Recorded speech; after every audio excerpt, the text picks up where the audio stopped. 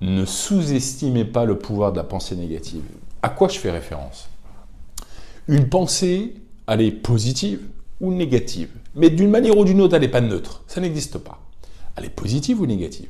Le fait est que le constat qu'on peut être amené à faire, c'est qu'une pensée négative est 100 fois plus puissante qu'une pensée positive.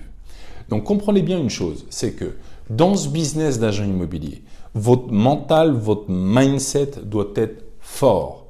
Ça ne servira à rien si certains d'entre vous venez en coaching au sein de l'entreprise Thomas Duruflé. Ça ne sert à rien de construire des compétences à partir du moment où le mindset n'est pas fort.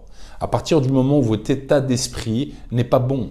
J'ai un collaborateur la dernière fois qui venait me voir et qui me disait j'utilise le script, mais très concrètement, le script pige, mais j'obtiens pas des bons résultats. Je lui dis ok, faisons un jeu de rôle ensemble et essayons de voir qu'est-ce qui ne fonctionne pas dans le cadre de ton discours.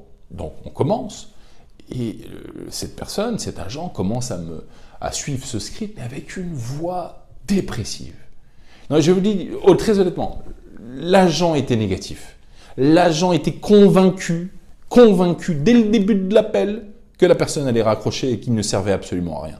L'agent immobilier était convaincu de l'absence totale d'intérêt de travailler avec un agent immobilier.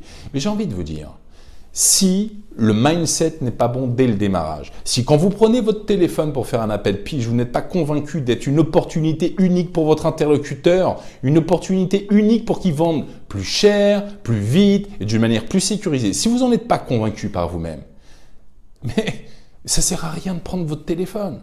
Vous perdez votre temps, ça ne servira à rien. Donc encore une fois, le mindset doit être fort et ça c'est non négociable.